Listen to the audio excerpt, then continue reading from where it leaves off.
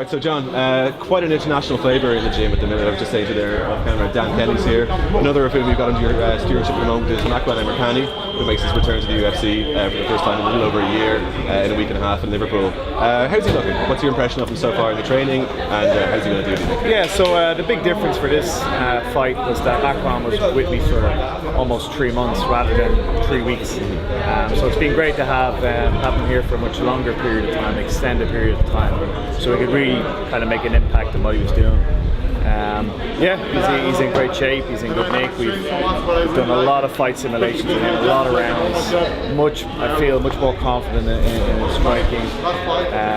His grappling is always top-notch level, his wrestling is fantastic, his submissions are sharp. But yeah, the striking's really come on. I think his fitness level is at a very high level. A lot of rounds in the bank, so looking forward to his fight. And obviously the last time we saw him in the UFC was split decision loss to Ireland Allen in London a year ago. Sometimes a situation like that can afford enough a fighter actually to refocus or to recalibrate their kind of training and things like this. Is that something he has done, or is he just going to double down on what he was doing before? Yeah, well, like I said, you compare his approach to this training camp, that he's been here months rather than kind of flying in for the last couple of weeks. I think that says a lot, that he took that away from the fight, that he needs to be around kind of higher level MMA sparring partners for a longer time rather than back home. I know he's got good like jiu-jitsu partners or wrestling partners or maybe boxing partners, but for to be someone on top of him and putting him through the hard MMA rounds week in, week out, maybe doesn't have that at home, but he has it more here. He lives with me, so being on his case all the time, trying to get him to stop playing that damn Fortnite game or something like, Easier said than done. We've had thankfully John Phillips is there every now and again to switch it off and another power cut, is there? yeah.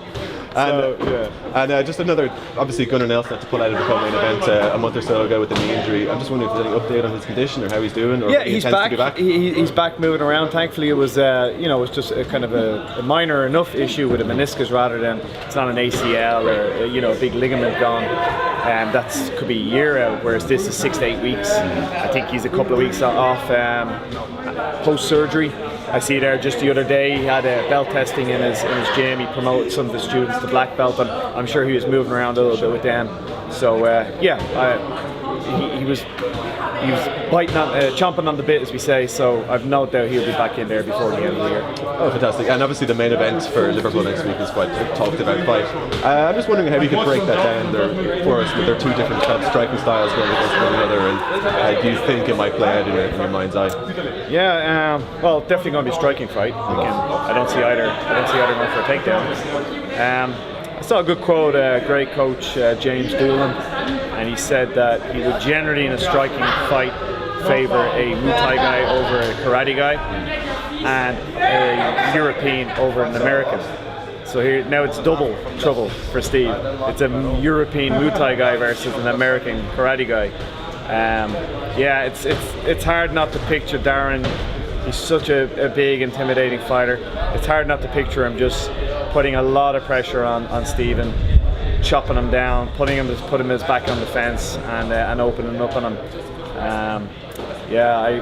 With the Liverpool crowd behind him, it reminds me of when we had that great card in Dublin and Conor had his comeback and beat Diego. I think that's what the kind of night it's going to be.